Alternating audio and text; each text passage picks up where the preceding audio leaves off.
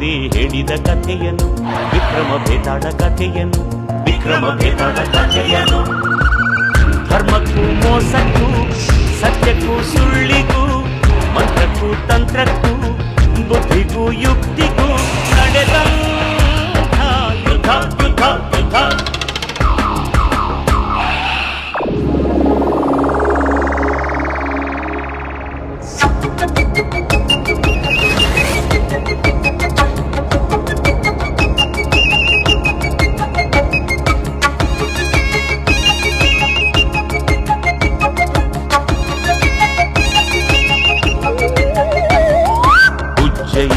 ರಾಜನಂತೆ ವಿಕ್ರಮಾದಿತ್ಯ, ವಿದ್ಯೆಯಲ್ಲೂ ಶಾಸ್ತ್ರದಲ್ಲೂ ಬಲು ಪಾಂಡಿತ್ಯ.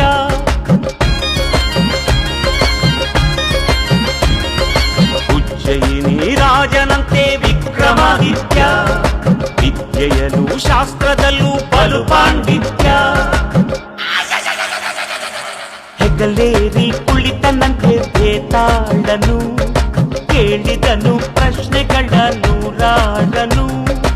ಒಂದೊಂದು ಕಥೆಯಲು ಧರ್ಮದ ಸೂತ್ರ, ಜೀವನದ ಅನುಭವದ ತಿರುಳೆ ಶಾಸ್ತ್ರ. ಉತ್ತರವು ಗೊತ್ತಿದ್ದದೆ ನೀ ಹೇಳು, ಗೊತ್ತಿದ್ದು ಸುಮ್ಮನಿರೆ ತಲೆ ಸಾವಿರ ಹೋಳು. ಬಿದ್ದರೆ ಬರಿರದಿರುವುದರಿ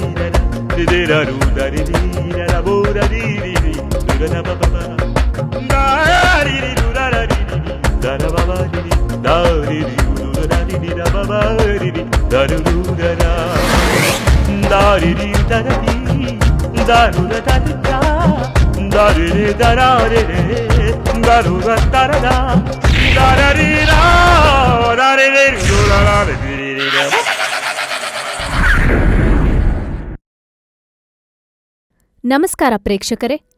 ಇವತ್ತಿನ ಬಡತನವು ಒಂದು ನೋವಿನ ಸ್ಥಿತಿಯಾಗಿದ್ದು, ಅಲ್ಲಿ ಮನುಷ್ಯನು ಎಲ್ಲದಕ್ಕೂ ಅಸಹಾಯಕನಾಗಿರುತ್ತಾನೆ. ಅವನು ಪ್ರಪಂಚದ 3 ಅಗತ್ಯ ವಸ್ತುಗಳನ್ನು ಪಡೆಯಲು ಅಸಮರ್ಥನಾಗಿದ್ದಾನೆ.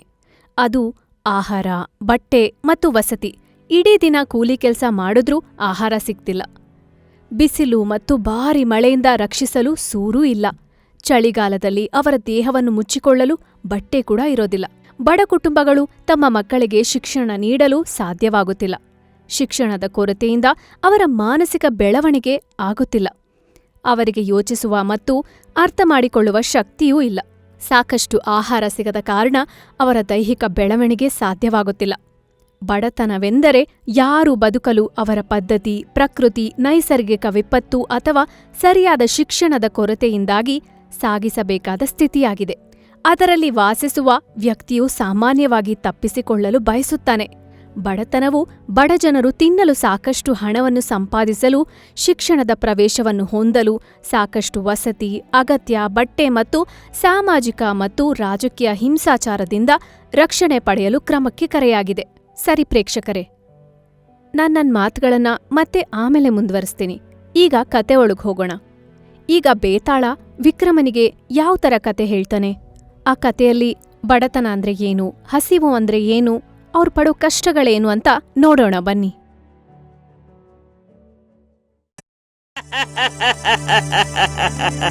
ಎಲೈ ರಾಜೇಂದ್ರ, ನೀನು ಎಡಬಿಡದೆ ನನ್ನನ್ನು ಆರಿಸುತ್ತಾ ಬರುತ್ತಲೇ ಇದ್ದೀಯಾ. ನಿನ್ನ ಛಲವನ್ನ ನಾನು ಮೆಚ್ಚುತ್ತೇನೆ. ಆದರೂ ರಾಜೇಂದ್ರ, ಸುಮ್ಮನಿರುವುದು ನನ್ನ ಜಾಯಮಾನವಲ್ಲ. ನಿನ್ನ ಹಾದಿಯ ದಣಿವನ್ನ ಆರಿಸಲು ನಾನು ನಿನಗೆ ಒಂದು ಸ್ವಾರಸ್ಯಕರವಾದ ಕತೆ ಹೇಳ್ತೀನಿ, ಕೇಳು. ಒಂದು ಊರಿನಲ್ಲಿ ಕಾಶಿನಾಥ ಎಂಬ ನೇಗೆಯವನಿದ್ದ. ಅವನು ಕಡುಬಡವ. ಪಾಪ, ಹೆಂಡತಿ ಇಲ್ಲ, 2 ಹೆಣ್ಣು ಮಕ್ಕಳು. ಅವನಿಗೆ ಅನಾರೋಗ್ಯ ಬೇರೆ. ಅವತ್ತವತ್ತಿನ ಊಟ ಹೊಂದಿಸಿಕೊಳ್ಳೋದೇ ಕಷ್ಟ ಆಗಿತ್ತು. ಹೀಗಿರುವಾಗ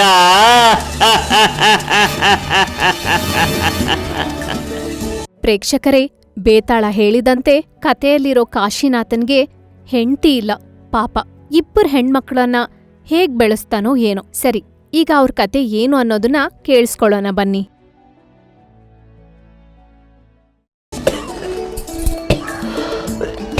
ಮಗಳೇ ತುಂಗ, ಅದನ್ನೆಲ್ಲ ಎಣ್ಸಮ್ಮ ಎಷ್ಟಾಯ್ತು ಅಂತ ನೋಡು.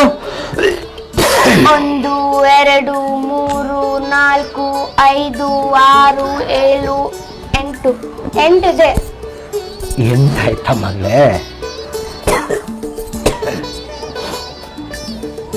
ಅಪ್ಪ ಇದೆಲ್ಲ ಯಾಕೆ ಮಾಡ್ಬೇಕು? ಓ, ಇದು ನಮ್ಮ ಕಾಯಕ ಮಗಳೇ, ನಮ್ಮ ವೃತ್ತಿ. ಇದನ್ನ ಮಾಡಿದ್ರೇನೆ ಆ ಶಿವ ನಮಗೆ 2 ಹೊತ್ತಿನ ಊಟ, ಮೈಗೆ ಬಟ್ಟೆ ಎಲ್ಲ ಕೊಡೋದು. ಕಾಯಕ ಮಾಡ್ದಿದ್ದವನ್ನ ಶಿವ ಮೆಚ್ಕೊಳ್ಳಲ್ಲ. ಅಂಥ ಮನುಷ್ಯನ ಅವನು ಖಂಡಿತ ಮೆಚ್ಕೊಳ್ಳಲ್ಲ. ಸ್ನೇಹಿತರೆ, ಮನುಷ್ಯ ತನ್ನ ಜೀವನ ನಿರ್ವಹಣೆಗಾಗಿ ಅವಲಂಬಿಸಿರುವ ವೃತ್ತಿಯೇ ಕಾಯಕ. ಅದರಲ್ಲಿ ಮೇಲು ಕೀಳೆಂಬುದಿಲ್ಲ. ಅದನ್ನು ಮಾಡದವನು ಉಣ್ಣಲು ಅರ್ಹನಲ್ಲ. ಧರ್ಮದೃಷ್ಟಿಯಿಂದ ನ್ಯಾಯವಾದ ರೀತಿಯಲ್ಲಿ ತನ್ನ ಕಾಯಕವನ್ನು ಮಾಡಬೇಕಾದ್ದು ಪ್ರತಿಯೊಬ್ಬನ ಕರ್ತವ್ಯ. ಪ್ರತಿಯೊಬ್ಬ ಮಾನವನು ಉದ್ಯೋಗಶೀಲನಾಗಬೇಕು. ತನಗೆ ಸಮಾಜಕ್ಕೆ ಮತ್ತು ರಾಷ್ಟ್ರಕ್ಕೆ ಅವಶ್ಯಕವಾದ ಪ್ರತಿಯೊಂದು ಕೆಲಸವನ್ನು ಪ್ರತಿಯೊಬ್ಬನೂ ಹಂಚಿಕೊಂಡು ಶ್ರದ್ಧೆಯಿಂದ ಮಾಡಬೇಕು. ವೇದ ಕಾಲದಲ್ಲಿ ಉದ್ಯೋಗದಲ್ಲಿ ಮೇಲು ಕೀಳು ಎಂಬ ಭಾವನೆ ಇರಲಿಲ್ಲ. ನಾನು ಕವಿ, ನನ್ನ ತಂದೆ ವೈದ್ಯ, ನನ್ನ ತಾಯಿ ಕಾಳುಗಳನ್ನು ಬೀಸುತ್ತಾಳೆ, ಹೀಗೆ ಹಲವು ಕೆಲಸಗಳನ್ನು ಮಾಡುತ್ತಾ ಗೋವುಗಳು ಹುಲ್ಲುಗಾವಲುಗಳಿಂದ ಆಹಾರವನ್ನು ಹೊಂದುವಂತೆ ನಾವು ಐಶ್ವರ್ಯವನ್ನು ಸೌಖ್ಯವನ್ನು ಹೊಂದಲಿಚ್ಛಿಸುತ್ತೇವೆ ಎಂಬ ಋಗ್ವೇದದ ಮಾತು ಸಮಾಜದಲ್ಲಿ ಕಾಯಕದ ರಹಸ್ಯವನ್ನು ಸೂಚಿಸುತ್ತದೆ. ಪ್ರೇಕ್ಷಕರೇ, ಈ ಪ್ರಬಂಧವನ್ನ ಕೇಳೇ ಇರ್ತೀರ. ಕಾಯಕವೇ ಕೈಲಾಸ ಎಂದ ತಕ್ಷಣ ನೆನಪಿಗೆ ಬರುವವರು ಬಸವಣ್ಣನವರು. 12ನೇ ಶತಮಾನದಲ್ಲಿ ಅವರು ಆಡುಭಾಷೆಯಲ್ಲಿ ಜನಸಾಮಾನ್ಯರಿಗೂ ಅರ್ಥವಾಗುವ ರೀತಿಯಲ್ಲಿ ರಚಿಸಿದ ಅವರ ವಚನಗಳು ಇಂದಿನ ಆಧುನಿಕ ಯುಗದಲ್ಲೂ ಜೀವಂತವಾಗಿ ಉಳಿದಿವೆ. ಕಾರಣ, ಅಂದಿನ ಸಮಾಜದಲ್ಲಿನ ಆಗುಹೋಗುಗಳನ್ನು ಅವರು ಸರಳವಾಗಿ ಬಿಂಬಿಸಿದ್ದಾರೆ. ಬಸವ ತತ್ವ ಎಂದ ತಕ್ಷಣ ನಮಗೆ ಅನ್ನಿಸುವುದು ಜಾತಿ ನಿರ್ಮೂಲನೆ, ಕಾಯಕದ ಮಹಿಮೆ. ಸರಿ, ಈಗ ಕತೆ ಒಳಗೆ ಹೋಗೋಣ. ಹೌದಾ? ಹೌದು ಮಗಳೇ. ಅಪ್ಪ, ಮೊದಲೇ ನಿಮಗೆ ಆರೋಗ್ಯ ಸರಿ ಇಲ್ಲ. ಕೊಡಿ, ನಾನು ಹೋಗಿ ಮಾರೋಕ್ ಬರ್ತೀನಿ. ಬೇಡ ಮಗಳೇ, ನಾನೇ ಹೋಗಿ ಬರ್ತೀನಿ. ಇದನ್ನೆಲ್ಲ ತಗೊಂಡು ಹೋಗಿ ಆ ದೇವಪ್ಪನಿಗೆ ಕೊಟ್ಟು ಬರಬೇಕು. ಇಲ್ಲ ಅಂದ್ರೆ ನಾಳೆ ನಮಗೆ ಕೆಲಸ ಇರಲ್ಲ. ಕೆಲಸ ಇಲ್ಲ ಅಂದ್ರೆ ಊಟಕ್ಕಿರಲ್ಲ. ಹಾಗಂತ ಆರೋಗ್ಯ ಸರಿ ಇಲ್ಲ ಅಂದ್ರೂ ನೀವೇ ಹೋಗ್ಬೇಕಾ? ಇಲ್ಲಿ ಕೊಡಿ ಅಪ್ಪ, ನಾನು ಹೋಗಿ ಬರ್ತೀನಿ. ಎಂಥ ಬಡತನವಿದ್ರೂ ಆ ಪ್ರೀತಿಯ ಸಂಬಂಧಗಳು ಮಾತ್ರ ಹೋಗಲ್ಲ ನೋಡಿ. ದೊಡ್ಡ ಮಗಳು ತಂದೆ ಮೇಲೆ ತೋರಿಸ್ತಿರೋ ಕಾಳಜಿ ನೋಡಿದ್ರೆ ತುಂಬಾ ಸಂತೋಷ ಅನ್ಸುತ್ತೆ. ಈ ಕಡೆ ಆ ತಂದೆ ಆದವರು ಹೆಣ್ಮಕ್ಳ ಮೇಲೆ ಇಟ್ಟಿರೋ ಪ್ರೀತಿನೂ ನೋಡ್ಬೋದು. ಬನ್ನಿ ಮುಂದೆ ಕಥೆ ನೋಡೋಣ. ಬೇಡಮ್ಮ, ಹೆಣ್ಮಕ್ಳ ಕೈಲಿ ಕಷ್ಟದ ಕೆಲಸ ಮಾಡಿಸ್ಬಾರ್ದು. ಯಾಕೆ ಮಾಡ್ಬಾರ್ದು? ಹೆಣ್ಮಕ್ಳು ಊಟ ಮಾಡಲ್ವಾ? ಜಾಣೆ ಜಾಣೆ ಪುಟ್ಟಿ. ಅಂದ್ರೆ ನಾನು ಬದುಕಿರೋವಾಗ ನನ್ನ ಮಕ್ಕಳಿಗೆ ಯಾಕೆ ಕಷ್ಟ ಕೊಡಬೇಕು ಅಂತ ನನ್ನ ಆಸೆ ಮಗ. ನಿನ್ಗೇನಾದ್ರು ತೊಂದರೆ ಆದ್ರೆ? ತೊಂದರೆ ಆಗುತ್ತೆ ಅಂತ ಮನೆಯಲ್ಲೇ ಕುಂತ್ಕೊಂಡಿರಕ್ಕಾಗತ್ತಾ ಮಗಳೇ? ಏನೂ ತೊಂದರೆ ಇಲ್ಲ, ಹೋಗಿ ಬಂದ್ಬಿಡ್ತೀನಿ. ಎಂಥ ಪ್ರೀತಿ ವಾತ್ಸಲ್ಯ ನೋಡಿ. ಅಪ್ಪ ಕಷ್ಟ ಪಡಬಾರ್ದು ಅನ್ನೋ ಕಾಳಜಿ ಆ ಮಕ್ಕಳಿಗೆ ಕಷ್ಟ ಆಗ್ಬಾರ್ದು ಅಂತ ಯೋಚಿಸೋ ಅಪ್ಪ. ಅಪ್ಪ, ನಾನು ಬರ್ಲಾ? ಬೇಡ ಮಗಳೇ, ನೀನು ಮನೇಲೇ ಇರು ಅಕ್ಕನ ಜೊತೆ. ನಾನು ಹೋಗಿ ಇದನ್ನು ಕೊಟ್ಬಿಟ್ಟು ದೇವಪ್ಪನ ಹತ್ರ ರೊಟ್ಟಿ ತಗೊಂಡ್ಬರ್ತೀನಿ. ಮೂವರು ಕೂತ್ಕೊಂಡು ತಿನ್ನೋಣ. ಬರ್ತೀನಿ. ಎಷ್ಟಾದ್ರೂ ಕೊನೆ ಮಗಳು ಅಂದ್ರೆ ಮುದ್ದಿನ ಮಗಳಲ್ವಾ? ಪ್ರೀತಿಯಿಂದ ಅವಳಿಗೆ ಹೇಳಿ ಅವಳು ಬರೋದ್ ಬೇಡ, ತಾನೇ ಹೋಗ್ಬರ್ತೀನಿ ಅಂತ ಹೊರಟ ಅಪ್ಪ. ವಿಕ್ರಮ ಮತ್ತು ಬೇತಾಳನ ಕತೆಗಳು. ಕಾಶಿನಾಥ ತುಂಬಾ ಸುಸ್ತಾಗಿ ಮನೆ ಮುಂದೆ ಬಂದು ಕೂತ್ಕೊಂಡು ದೊಡ್ಡ ಮಗಳು ಗಂಗಾನ ಕರೆದು ಹೀಗ್ ಹೇಳ್ತಾನೆ. ಗಂಗಾ, ಏನಪ್ಪ? ಬಾರವ್ವ ಇಲ್ಲಿ. ಏನಪ್ಪ ನೀನು? ಮಾಲೀಕ ಅಂತ ಹೇಳಿದ್ರು ಕೇಳಕ್ಕಿಲ್ಲ. ಮೈಯಿ ಸರಿ ಇಲ್ಲ ಅಂದ್ರು ಇಷ್ಟೊಂದ್ ಕೆಲ್ಸ ಎಲ್ಲ ಮಾಡ್ತೀಯ ನೀನು. ಮಲಿಕ, ನಾನೋಗಿ ಆ ಪಂಡಿತ್ ಹತ್ರ ಏನಾದ್ರು ಮದ್ದು ತಗೊಂಬರ್ತೀನಿ. ಬೇಡ ಮಗಳೇ, ಬಡತನಕ್ಕೆ ಮದ್ದು ಕೊಡೋ ಪಂಡಿತ ಒಬ್ಬನೂ ಇಲ್ಲ. ಕೊಟ್ರೆ ಆ ಶಿವ ಕೊಡ್ಬೇಕು ಅಷ್ಟೇ. ಅಪ್ಪ, ಹೊಟ್ಟೆ ತುಂಬಾ ಹಸಿತಾ ಇದೆ, ತಿನ್ನಕ್ಕೆ ಏನಾದ್ರೂ ಬೇಕು. ಹೇಳೊಬ್ಳು. ಅಪ್ಪ ಮೈ ಚೆನ್ನಾಗಿಲ್ಲ, ಇವಳು ಹೊಟ್ಟೆ ಚಿಂತೆ. ಪಾಪ ಅದು ಚಿಕ್ಕ ಮಗು, ಹಸಿವು ತಡ್ಕೊಳಕ್ಕಾಗ್ದೆ ಹಾಗೆ ಕೇಳ್ತಿದ್ದಾಳೆ. ಬೇಡ ಮಗಳೇ, ಅದಿನ್ನೂ ಎಳೆ ಮಗ, ಅದಕ್ಕೇನು ಗೊತ್ತಾಗ್ತೈತೆ? ನೀನ್ ಮಾತ್ರ ಇವತ್ತೆಲ್ಲೂ ಹೋಗ್ಬೇಡ, ಸುಮ್ನೆ ಮಲಿಕಾ. ನಿನ್ ಕೈಲಿ ಏನೂ ಸಾಕ್ತಾ ಇಲ್ಲ, ಅದಕ್ಕೆ ನಿನ್ನನ್ನು ಕರ್ದೆ. ಏನ್ ಮಾಡ್ಬೇಕು ಹೇಳಪ್ಪ? ಇದನ್ನೆಲ್ಲ ತಗೊಂಡು ಹೋಗಿ ಆ ನಮ್ ದ್ಯಾವಪ್ಪನ ಕೈ ಕೊಡು, ಅವನು ರೊಟ್ಟಿ ಕೊಡ್ತಾನೆ, ತಗೊಂಡ ಅಂತ ತಾನು ಬೆಳ್ದಿರೋ ಕೆಲವೊಂದು ತರಕಾರಿಗಳನ್ನ ಕೊಟ್ಟು ರೊಟ್ಟಿ ತಗೊಂಬರಕ್ಕೆ ಅಂತ ದೊಡ್ಡ ಮಗಳನ್ನ ಕಳಿಸ್ತಾನೆ. ಅಪ್ಪ ಅಪ್ಪ, ದೇವಪ್ಪ ಎಷ್ಟು ರೊಟ್ಟಿ ಕೊಡ್ತಾರೆ? 3 ರೊಟ್ಟಿ ಕೊಡ್ತಾನೆ. 3 ರೊಟ್ಟಿನಾ? ನನ್ಗೊಂದು, ನಿನ್ಗೊಂದು, ಅಕ್ಕನ್ಗೊಂದು. ಅಪ್ಪ ನಾನು ಹೋಗ್ಬಿಟ್ಟು ಬರ್ತೇನೆ. ಬೇಗ ಬಂದ್ಬಿಡ ನಾನೇ. ಏ ತುಂಗ, ಅಪ್ಪನ್ ತಲೆ ತಿನ್ಬೇಡ, ಹೊರಗಡೆ ಹೋಗಿ ಆಟ ಆಡ್ಕೊ, ಸರಿನಾ? ಅಪ್ಪ ನೀನ್ ಮನಿಕೋ, ಆಟ ಆಡ್ ಹೋಗ್ತೀನಿ. ಅಪ್ಪ ನಾನು ಬರ್ತೀನಿ. ಹೋಗ್ ಬಾ ಮಗಳೇ. ಅವಳಿಗೆ ರೊಟ್ಟಿ ಸಿಗ್ತಿದೆ ಅಂತ ಅವಳಿಗೆ ತುಂಬಾ ಆನಂದ. ಮತ್ತೆ ಈ ಕಡೆ ಅಕ್ಕ ತಂಗಿನ ಎಚ್ಚರಿಸಿ ಆಟಾಡಕ್ ಕಳ್ಸಿ ತಾನು ಹೊರಟ್ಲು. ಇನ್ನೊಂದ್ ಕಡೆ ದೇವಣ್ಣ ವ್ಯಾಪಾರ ಮಾಡ್ತಾ ಕೂತಿರ್ತಾರೆ. ಆಗ ಗಂಗಾ ಅಲ್ಲಿಗ್ ಬಂದು, ಬರ್ಲಾ ದೇವಣ್ಣ? ದೇವಣ್ಣ ದೇವಣ್ಣ. ಎಲ್ಲಮ್ಮ ನಿಮ್ಮಪ್ಪ ಬರ್ಲಿವಮ್ಮ? ಇಲ್ಲ ದೇವಣ್ಣ, ಅವ್ರಿಗೆ ಆರೋಗ್ಯ ಸರಿ ಇಲ್ಲ. ಎಷ್ಟಿದೆ ಅಮ್ಮ? 8 ಇದೆ ದೇವಣ್ಣ ಅಂತ ಅದನ್ನ ಕೊಟ್ಲು. ಅದಕ್ ಬದ್ಲಾಗಿ ದೇವಣ್ಣ ರೊಟ್ಟಿಗಳನ್ನ ಎಣಿಸಿ 3 ರೊಟ್ಟಿ ಕೊಟ್ಟ. 3 ರೊಟ್ಟಿ ಇದೆ ಅಮ್ಮ. ಬರ್ತೀನಿ ದೇವಣ್ಣ. ಸರಿ ಅಮ್ಮ. ಅಂತ ಹೇಳಿ ಗಂಗಾ ಅದನ್ ತಗೊಂಡು ಅಲ್ಲಿಂದ ಹೊರಟ್ಲು. ಇನ್ನೊಂದ್ ಕಡೆ ಒಂದ್ ಮನೆ ಮುಂದೆ ಒಂದ್ ಆಕೆ ಕೂತ್ಕೊಂಡಿರ್ತಾಳೆ. ಅಲ್ಲಿ 2 ಮಕ್ಕಳು ಅಳ್ತಾ ಇರ್ತಾರೆ ಪಾಪ.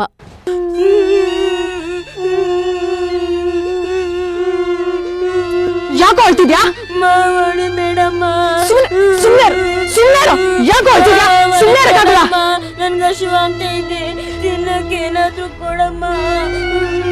ನಾನು ಎಲ್ಲಿಂದ ತರ್ಲಿ?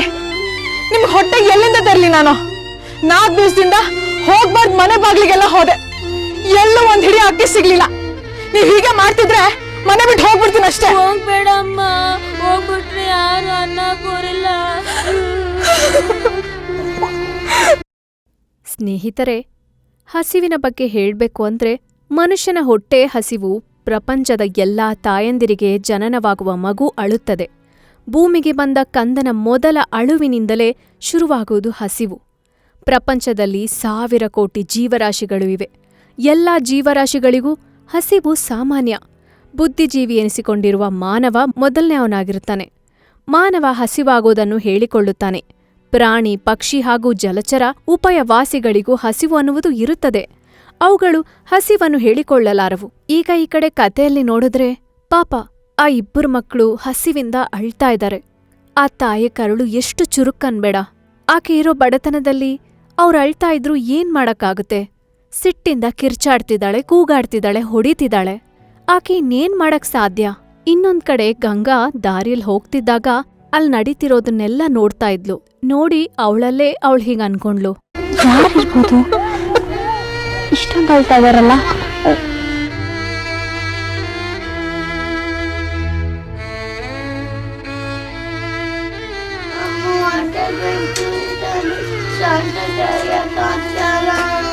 ಅಯ್ಯೋ ದೇವ್ರೆ, ಏನಪ್ಪ ನಿನ್ ಪರೀಕ್ಷೆ?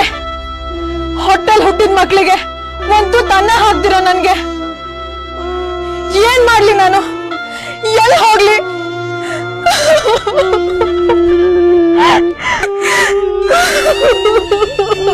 ಅವ್ರು ನೋಡಿ ತುಂಬಾ ಸಂಕಟ ಆಗಿ ಗಂಗಾ ಅವ್ರ ಹತ್ರಕ್ ಬಂದು ಹೀಗ್ ಕೇಳ್ತಾಳೆ, ಅಮ್ಮ, ಯಾರಮ್ಮ ನೀನು? ಇಲ್ಲಿಗೇನಕ್ ಬಂದೆ? ಈ ಹೊಟ್ಟೆನೂ ಬರಿದು, ಈ ಮನೇನೂ ಬರಿದು, ಅತ್ರೆ ಕಣ್ಣೀರು ಬರಲ್ಲ, ಎಲ್ಲ ಬತ್ ಹೋಗಿದೆ. ನಾನೇನಾರು ಸಿಗುತ್ತೆ ಅಂತ ಬರ್ಲಿಲ್ಲ ತಾಯಿ. ಮತ್ತೆ ನನ್ಗೆ ನಿಮ್ ಕಷ್ಟ ಎಲ್ಲ ಗೊತ್ತಾಯ್ತು. ಒಂದಿನದ ಹಸುವಲ್ಲಮ್ಮ, 4 ದಿನ ಹಸು. ಈ ಪಾಪಿ ಜನ್ಮ ಇನ್ನೂ ಸತ್ತು ಹೋಗಿಲ್ಲ. ನಾನ್ ಹೇಗೋ ತಡ್ಕೋತೀನಿ, ಆದ್ರೆ ಈ ಮಕ್ಳ ಕಷ್ಟ ನನ್ ಕೈಲಿ ನೋಡಕ್ ಆಗ್ತಿಲ್ಲ. ಹೀಗೆ ಆದ್ರೆ ಯಾವ್ದಾದ್ರು ಕೆರೆನೋ ಬಾವಿನೋ ನೋಡ್ಕೋಬೇಕಾಗತ್ತಷ್ಟೇ. ಬೇಡ ತಾಯಿ, ಅಂತ ಕ್ರೂರ ನಿರ್ಧಾರ ಮಾಡಬೇಡ. ಇನ್ನೇನ್ ಮಾಡ್ಬೇಕಮ್ಮ? ಸ್ನೇಹಿತರೆ, ನಿಜಾನೇ ಅಲ್ವಾ? ತುಂಬಾ ಅತಿಯಾದ ಕಷ್ಟಗಳು ಬಂದಾಗ ಕೊನೆಯದಾಗಿ ಸಾವೊಂದೇ ನೆನಪಿಗ್ ಬರೋದು. ಆದ್ರೆ ಅದೊಂದೇ ಕೊನೆ ಅಲ್ವಲ್ಲ. ತಾಳ್ಮೆಯಿಂದ ಕಾಯ್ತಾ ಇದ್ದವ್ರಿಗೆ ಅದೃಷ್ಟ ಅನ್ನೋದು ಬರ್ಬೋದೇನೋ, ಮುಂದಕ್ಕೆ ಆಕೆಗೆ ಒಳ್ಳೆ ದಿನಗಳು ಬರ್ಬೋದೇನೋ.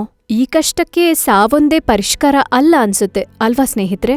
ಸರಿ, ಈಗ ಗಂಗಾ ಏನ್ ಮಾಡ್ತಾಳಂತ ನೋಡೋಣ ಬನ್ನಿ. ತಗೋ, ನನ್ನ ಹತ್ರ 3 ರೊಟ್ಟಿ ಇದೆ. ಇದು ನೀವು ತಗೊಳ್ಳಿ. ಸದ್ಯಕ್ಕೆ ನಿಮ್ಮ ಹಸುವನ್ನ ನೀವು ತೀರ್ಸ್ಕೊಳ್ಳಿ. ಕೊಡ್ತೀನಪ್ಪ, ಕೊಡ್ತೀನಿ. ತಗೋ ನೀನು ತಿನ್ನು. ತಗೋಮ್ಮ ಅಂತ ಗಂಗಾ ತನ್ನ ಹತ್ರ ಇದ್ದ 3 ರೊಟ್ಟಿಗಳನ್ನ ಅವ್ರಿಗೆ ಕೊಟ್ಲು. ಆ ಮಕ್ಕಳು ತುಂಬಾ ಸಂತೋಷದಿಂದ, ಅವ್ರಿಗೆ ತುಂಬಾ ಹಸಿವಾಗ್ತಿರೋದ್ರಿಂದ ಅದನ್ನ ಗಬಗಬ ಅಂತ ತಿನ್ಕೊಂಡ್ರು. ಆ ತಾಯಿನೂ ಆ ಮಕ್ಕಳಿಗೆ ಹಸಿವು ತೀರ್ತು ಅನ್ನೋ ಸಂತೋಷದಲ್ಲಿ ಆ ರೊಟ್ಟಿನ ತಾನು ತಿಂತ ಅಳ್ತಾ ಆನಂದದಿಂದ ಕಣ್ಣೀರಿಡ್ತಾಳೆ. ಹೊಟ್ಟೆ ತುಂಬಿದ್ಮೇಲೆ ಗಂಗಾ ಹತ್ರ ಹೀಗ್ ಹೇಳ್ತಾಳೆ. ಯಾರಮ್ಮ ನೀನು?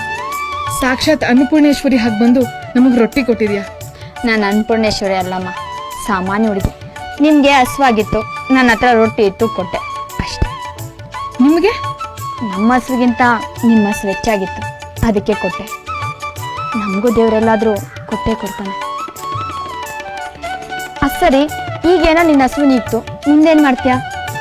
ರೊಟ್ಟಿ ತಿಂದು ಶಕ್ತಿ ಬಂದ್ರೆ ರಾತ್ರಿ ಹೊತ್ತಿಗಾಗ್ಲೇ ತವ್ರ ಮನೆ ಸೇರ್ಕೋತೀನಿ. ಸರಿ ಅಮ್ಮ, ನಾನಿನ್ ಬರ್ತೀನಿ ಅಂತ ಹೇಳಿ ಹೊರಡ್ತಾ ಇದ್ದಿದ್ ಗಂಗಾನ ತಡೆದು, 1 ನಿಮಿಷ. ಏನಾಯ್ತು? ನೀವು ಮಾಡಿದ ಉಪಕಾರಕ್ಕೆ ಪ್ರತ್ಯುಪಕಾರವಾಗಿ ಇದನ್ನ ತಗೊಳ್ಳಮ್ಮ ಅಂತ ಒಂದು ಚಿಕ್ಕ ಮಡಿಕೆಯನ್ನ ಆಕೆ ಕೊಡ್ತಾಳೆ. ಆಗ ಗಂಗಾ, ಅಸ್ತೋರಿಗೆ ರೊಟ್ಟಿ ಕೊಟ್ರೆ ಅದು ಉಪಕಾರ ಅಲ್ಲ ತಾಯಿ, ಇದನ್ನ ನೀವೇ ಮಾಡಿಕೊಳ್ಳಿ. ಇಲ್ಲ, ನೀನು ನನ್ನ ಸಮಾಧಾನಕ್ಕೋಸ್ಕರನಾದ್ರೂ ಇದು ತಗೊಳ್ಳೇಬೇಕು, ನನ್ನಾಣೆ ಅಂತ ಬಲವಂತ ಮಾಡಿದ್ದಕ್ಕೆ ಗಂಗಾ ಅದನ್ನ ತಗೊಳ್ತಾಳೆ. ಆಯ್ತು, ಕೊಡಿ. ಇದರಿಂದ ನಿಮಗೆ ಸಂತೋಷ ಆಗೋದಾದ್ರೆ ನಾನು ತಗೊಂಡೋಗ್ತೀನಿ, ಬರ್ತೀನಿ ಅಂತ ಹೇಳಿ ಗಂಗಾ ಅದನ್ನ ತಗೊಂಡು ಅಲ್ಲಿಂದ ಹೊರಡ್ತಾಳೆ. ಆಗ ಆಕೆ ಹೀಗನ್ಕೋತಾಳೆ, ದೇವ್ರು ಇವ್ರನ್ನ ಚೆನ್ನಾಗಿ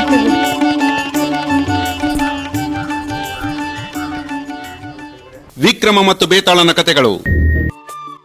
ಈ ಕಡೆ ಚಿಕ್ಕವಳಾದ ತುಂಗ ತನ್ನ ಸ್ನೇಹಿತರೊಂದಿಗೆ ಕುಂಟೆಬಿಲ್ಲೆ ಆಡ್ತಾ ಇರ್ತಾಳೆ. ಈ ಕಡೆ ಗಂಗಾ ಮನೆಗ್ ಬರ್ತಾಳೆ. ಬಂದ ತಕ್ಷಣ ಅವ್ರ ತಂದೆ ಹೀಗಂತಾರೆ. ಬಂದ್ಯಾ ಗಂಗಾ? ರೊಟ್ಟಿ ತಂದ್ಯಾ? ಅದಕ್ಕೆ ಗಂಗಾ ಹೀಗಂತಾಳೆ. ರೊಟ್ಟಿ ತಂದೆ, ಆದ್ರೆ ಏನಾದ್ರೆ ದ್ಯಾವಪ್ಪ ರೊಟ್ಟಿ ಕೊಡ್ಲಿಲ್ವಾ? ತುಂಗ ಆಗ್ಲಿಂದ ಕೇಳ್ತಾ ಇದ್ಲು, ಅಕ್ಕ ಬಂದ್ಲಾ, ರೊಟ್ಟಿ ತಂದ್ಲಾ ಅಂತ. ಪಾಪ ಮಗ ಎಷ್ಟು ಹಸ್ಕೊಂಡಾಯ್ತೋ ಏನೋ. ಪಾಪ, ಪರರಿಗೆ ಸಹಾಯ ಮಾಡಕ್ಕೋಗಿ ಗಂಗಾ ತನ್ನ ಸ್ವಂತ ತಂಗಿನೇ ಮರ್ತೋಗಿದ್ದಾಳೆ. ಕಾಶಿನಾಥನ್ಗೆ ತುಂಗ ಬಂದ್ರೆ ಏನ್ ಹೇಳೋದು ಅನ್ನೋ ಬೇಸರ ಪಾಪ. ಆತ ಹಾಗೇ ಗೋಡೆಗೊರಗಿ ಕೂತ್ಕೋತಾನೆ. ಆಗ ಗಂಗಾ ತಂದೆಗೆ ನಡೆದಿದ್ ವಿಷಯನ ಹೀಗ್ ಹೇಳ್ತಾಳೆ. ಅಪ್ಪಯ್ಯ, ನೀನೇನು ಬೇಸರ ಮಾಡ್ಕೊಳ್ಳಿಲ್ಲ ಅಂದ್ರೆ ಎಲ್ಲ ಹೇಳ್ಬಿಡ್ತೀನಿ. ಏನ್ ಮಗ ಹೇಳು. ನಾನ್ ನೂಲ್ ಕೊಟ್ಬಿಟ್ಟು ರೊಟ್ಟಿ ತಗೊಂಡ್ಬರ್ತಿದ್ನಾ, ಆಗ ಒಂದ್ ಮನೇಲಿ ಮಕ್ಳಳದ್ ಕೇಳಿಸ್ತು. ಹೋಗ್ ನೋಡ್ದೆ, ಪಾಪ ಅವ್ರ ತಾಯಿ ಏನು ದಿಕ್ ತೋರ್ಸ್ದೆ ಸಂಕಟ ಪಡ್ತಾ ಇದ್ಲು. 4 ದಿವಸದಿಂದ ಮಕ್ಳಿಗೆ ಏನು ಕೊಟ್ಟೇ ಇಲ್ಲ ಅಂತ ಹೇಳಿದ್ಲು. ನನ್ ಮನ್ಸ್ ಕರ್ಗೋಯ್ತಪ್ಪಯ್ಯ. ಅದಕ್ಕೆ ಆ ರೊಟ್ಟಿನೆಲ್ಲ ಅವ್ರಿಗೆ ಕೊಟ್ಬಿಟ್ಟು ಬಂದ್ಬಿಟ್ಟೆ. ಅಪ್ಪಯ್ಯ, ನಾನ್ ಮಾಡಿದ ತಪ್ಪ? ಅದಕ್ಕೆ ಅವ್ರ ತಂದೆ ಹೀಗಂತಾರೆ. ಇಲ್ಲ ಇಲ್ಲ ಮಗಳೇ, ಹಸ್ದವರಿಗೆ ಅನ್ನ ಕೊಟ್ರೆ ಶಿವ ಮೆಚ್ಕೊಳ್ತಾನಂತೆ. ನಾವು 1 ದಿನ ಉಪವಾಸ ಬಿದ್ರೆ ನಮ್ ಪ್ರಾಣ ಏನು ಉಂಟಾಗಲ್ಲ. ಆಮೇಲೆ ಅಪ್ಪಯ್ಯ, ನಾನು ಎಷ್ಟು ಬೇಡ ಅಂದ್ರೆ ಆ ತಾಯಿ ತನ್ನ ಮನೇಲಿ ಇದ್ದಿದ್ದು ಈ ಗಡಿಗೆ ಕೊಟ್ಲು, ಎತ್ಕೊಂಬಂದೆ ನೋಡು ಅಂತ ಆ ಗಡಿಗೆನ ಅವ್ರ ತಂದೆಗ್ ತೋರಿಸ್ತಾಳೆ. ಅಕ್ಕ ಅಕ್ಕ. ಆ ಸಮಯಕ್ಕೆ ತುಂಗ ಆಟ ಮುಗಿಸ್ಕೊಂಡ್ ಅಲ್ಲಿಗ್ ಬಂದು ಆತುರದಿಂದ ಹೀಗ್ ಕೇಳ್ತಾಳೆ. ರೊಟ್ಟಿ ತಗೊಂಡ್ ಬಂದಿದ್ಯಾ? ನಂಗೆ ತುಂಬಾ ಹಸು ಆಗ್ತಾ ಇದೆ, ಬೇಗ ರೊಟ್ಟಿ ಕೊಡೆ. ಕಾಶಿನಾಥ ಗಂಗಾ ಏನ್ ಉತ್ತರ ಕೊಡ್ತಾಳೋ ಅಂತ ನೋಡ್ತಾ ಇದ್ದಾನೆ ಬೇಸರದಿಂದ. ತುಂಗ, ಇವತ್ತು ರೊಟ್ಟಿ ಇಲ್ಲ ಕಣೆ. ನಂಗೆ ತುಂಬಾ ಹಸು ಆಗ್ತಾ ಇದೆ, ನಂಗೆ ರೊಟ್ಟಿ ಬೇಕೇ ಬೇಕು. ಪಾಪ ಚಿಕ್ಕ ಹುಡುಗಿ ಅಲ್ವಾ ತುಂಗ, ಹಸಿವು ತಾಳಕ್ಕಾಗ್ದೆ ಹಾಗ್ ಮಾತಾಡ್ತಿದ್ದಾಳೆ. ಅದಕ್ಕೆ ಕಾಶಿನಾಥ ಏನ್ ಮಾಡ್ಬೇಕು ಅಂತ ಯೋಚಿಸ್ತಾ ಇರ್ತಾನೆ. ಆಗ ಥಟ್ಟಂತ ಒಂದ್ ಯೋಚನೆ ಹೊಳಿತು. ಮಗಳೇ ತುಂಗ, ಒಂದ್ ಕೆಲ್ಸ ಮಾಡ್ತೀಯಾ? ಈ ಗಡ್ಗೆನ ತಗೊಂಡೋಗಿ ಯಾರಿಗಾದ್ರೂ ಮಾರಾಟ ಮಾಡು. ಇದರಿಂದ ಬಂದ ಹಣದಲ್ಲಿ ನೀನ್ ರೊಟ್ಟಿ ತಗೊಂಡ್ ತಿನ್ನುವಾಗ.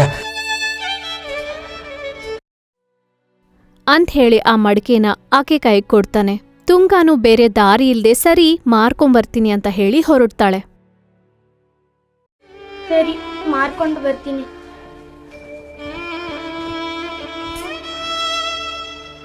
ಪಾಪ ಮಗು ಎಷ್ಟು ಹಸ್ಕೊಂಡಾಯ್ತೋ ಏನೋ. ಅಪ್ಪಯ್ಯ, ನೀನ್ ಬೇಜಾರ್ ಮಾಡ್ಕೊಂಬೇಡ, ದೇವ್ರು ಒಳ್ಳೇದ್ ಮಾಡೇ ಮಾಡ್ತಾನೆ ಅಂತ ಗಂಗಾ ಅವ್ರ ತಂದೆನ ಸಮಾಧಾನ ಮಾಡ್ತಾಳೆ.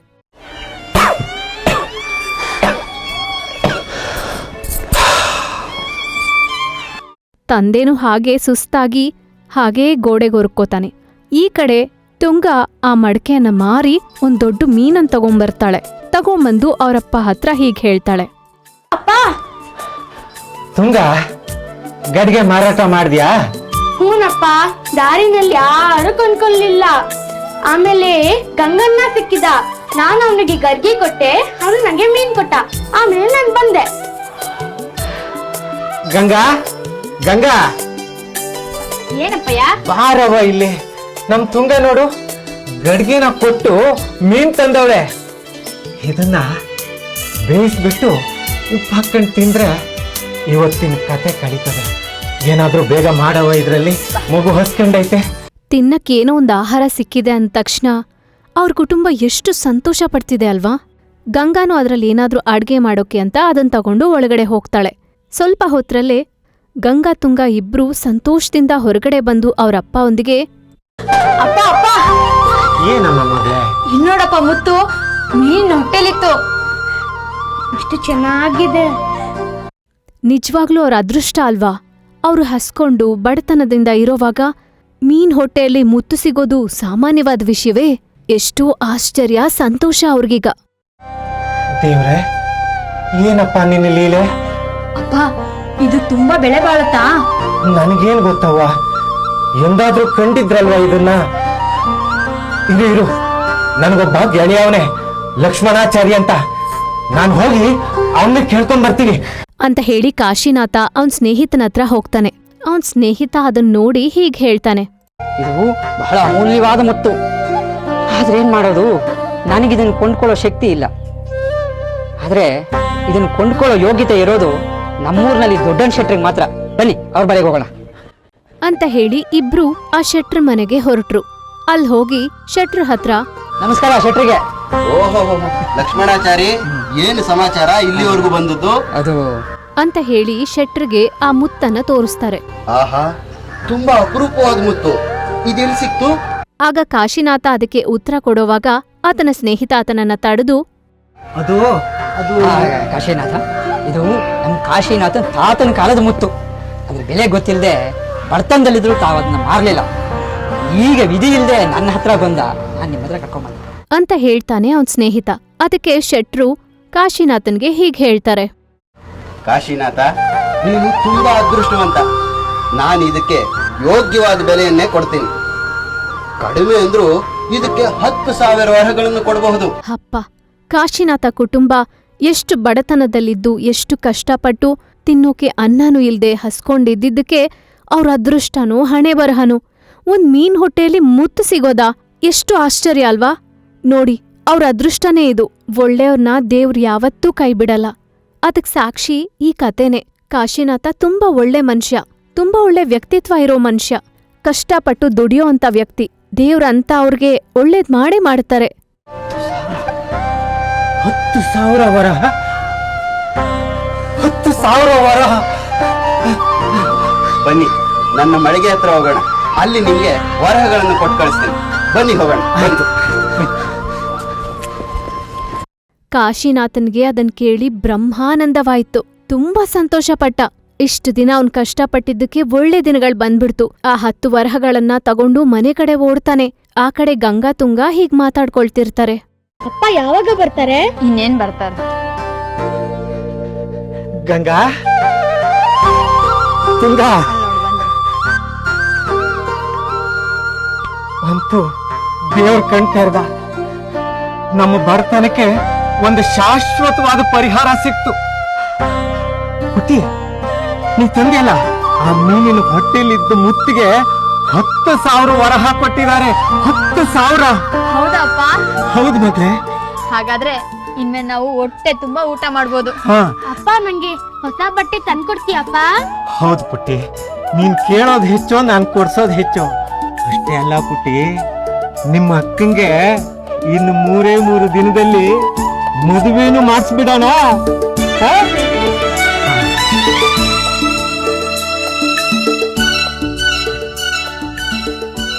ಸ್ನೇಹಿತರೆ, ಎಷ್ಟು ಸಂತೋಷ ಆಗುತ್ತಲ್ವಾ?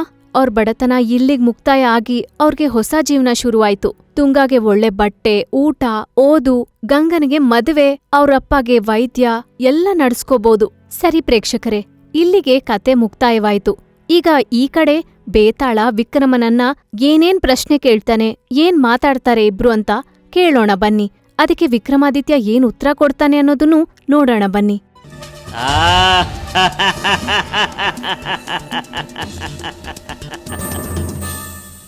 ರಾಜ, ಎಲ್ಲರಿಗೂ ಇಂಥ ಅವಕಾಶನೇ ಸಿಕ್ಕಿದ್ರೆ ಜಗತ್ತಿನಲ್ಲಿ ಬಡತನವೇ ಇರಲ್ಲ ಅಲ್ವಾ ರಾಜೇಂದ್ರ?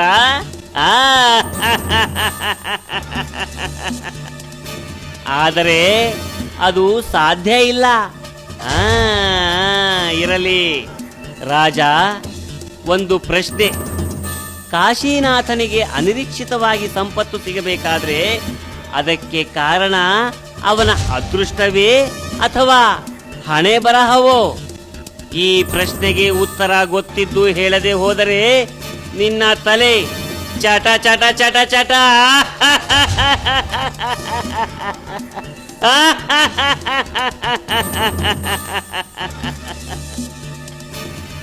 ಅದೃಷ್ಟವೂ ಅಲ್ಲ, ಹಣೆ ಬರವೂ ಅಲ್ಲ, ಒಳ್ಳೆತನದ ಪ್ರತಿಫಲ.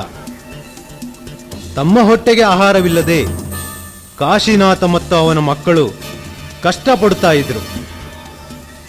ನೂಲು ಕೊಟ್ಟು ಪಡೆದ 3 ರೊಟ್ಟಿ ಅವರ ಹಸಿವನ್ನು ನೀಗಿಸುತ್ತಿತ್ತು. ಆದರೆ 4 ದಿನದ ಹಸುವಿನಿಂದ ನರಳುತ್ತಿದ್ದ ತಾಯಿ ಮತ್ತು 2 ಮಕ್ಕಳು ಸಂಕಟಕ್ಕೆ ಮರುಗಿರಲು ಕಾಶಿನಾಥನ ಮಗಳು ತಮ್ಮ ಹಸಿವನ್ನು ಮರೆತು ರೊಟ್ಟಿಯನ್ನು ದಾನ ಮಾಡಿದಳು. ಅದಕ್ಕೆ ಪ್ರತ್ಯುಪಕಾರವನ್ನು ಬಯಸಲಿಲ್ಲ. ಆದರೂ ಆ ಹೆಂಗಸು ಬಲವಂತ ಮಾಡಿ ಪ್ರತ್ಯುಪಕಾರವಾಗಿ ಹೂಜಿ ಕೊಟ್ಟಳು. ಹೂಜಿಯಿಂದ ಮೀನು, ಮೀನಿನಿಂದ ಮುತ್ತು, ಮುತ್ತಿನಿಂದ ಸಂಪತ್ತು. ನಿಸ್ವಾರ್ಥ ಸೇವೆಗೆ ಒಳ್ಳೆಯ ಫಲ ದೊರೆಯುವುದು ಎಂಬುದಕ್ಕೆ ಈ ಕತೆ ಅತ್ಯುತ್ತಮ ಉದಾಹರಣೆ. ಹೌದು ರಾಜ, ಈ ಕಥೆ ನಿಸ್ವಾರ್ಥ ಸೇವೆಯ ನೀತಿ ಹೇಳುತ್ತೆ. ಆದರೆ ನೀನು ಮಾತನಾಡಿದೆ, ನಾನು ಹೊರಡಲೇಬೇಕಲ್ಲ ಅಂತ ಹೇಳಿ ಬೇತಾಳ ಹೆಗಲಿಂದ ಮೇಲೆ ಗಾಳಿಗ್ ಹಾರಿ ಮತ್ತೆ ಮರದ ಕಡೆಗೆ ಹೊರಟೋಗ್ತಾನೆ.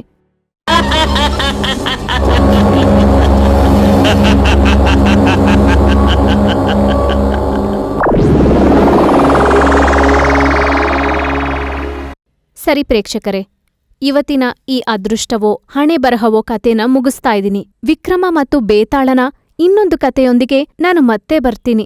ಅಲ್ಲಿ ತನಕ ಇನ್ನೊಂದು ಕತೆಗಾಗಿ ಕಾಯ್ತಾ ಇರಿ. ಧನ್ಯವಾದ.